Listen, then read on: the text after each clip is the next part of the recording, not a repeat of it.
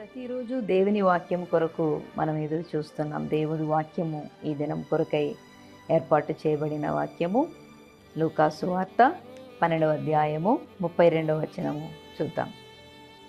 చిన్న మంద భయపడుకుడి, మీకు రాజ్యము అనుగ్రహించుటకు మీ తండ్రికి ఇష్టమై ఉన్నది.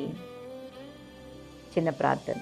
మహాపరిశుద్ధుడవు, మహోన్నతుడవు, సర్వశక్తి కలిగిన తండ్రివి ప్రభువా, ఈ ఉదయకాల సమయమున నీ పాద సన్నిధిలో ధైర్యాన్ని బట్టి, సంతోషాన్ని బట్టి, సమాధానమును బట్టి, సమృద్ధిని బట్టి నీకే స్తుతులు స్తోత్రములు చెల్లిస్తూ ఉన్నాం. అనుదినము నీ వాక్యము సేవించవలసి ఉండవలసిన వారమై ఉన్నాము ప్రభువా. వీటి నుండి మేము తప్పిపోకుండా నీ కృపలో సహాయమును అనుగ్రహించి మహిమ పొందవలసినదిగా యేసునామములో నేను అడుగుచున్నాను.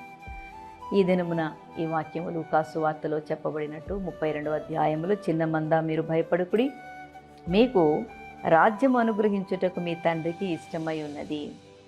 మనల్ని భయపడవద్దంటున్నాడు దేవుడు. దేవుడు అభయాన్ని ఇస్తున్నాడు, సహాయాన్ని చూపుతూ ఉన్నాడు.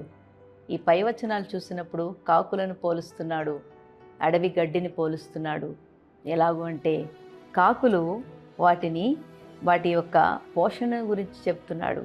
వాటితో ఆ సంగతి విచారించి చూడుడి అంటున్నాడు. అవి విత్తవు, కోయవు, వాటికి గరిసె లేదు, కొట్టు లేదు, అయినను అవి పోషింపబడుచున్నవి. ఎలాగో అంటే దేవుని యొక్క సహాయముతో. అలాగే అడవి గడ్డిని కూడా దేవుడు ఇక్కడ చూపుతూ ఉన్నాడు. ఆ అడవి గడ్డిని యొక్క వైభవమును చెబుతూ ఉన్నాడు. అవి అంతలో కనిపించి కొంతలో మాయమైపోవును.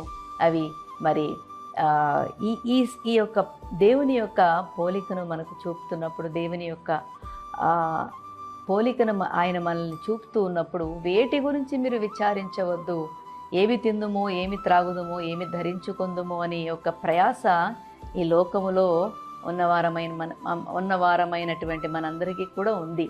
అందుకే క్రీస్తులో ఉన్నవారు లోకానికి వేరుగా ఉండి, మరి ఆయన వాక్యములో మనము ఫలించేటప్పుడు వీటన్నిటి గురించి మీరు చింతపడవద్దు, వీటన్నిటి గురించి మీరు ప్రయాసపడవద్దు అని కూడా దేవుడు చెప్తున్నాడు. అంటే అతిగా మితిమీరిన వాటికి దేవుడు ఎక్కువగా మీరు ప్రాధాన్యత ఇవ్వద్దు అని చెప్తున్నాడు. అందుకని చిన్న మంద నా వద్దకు రండి, దేవుని రాజ్యమును మీకు అనుగ్రహిస్తాను.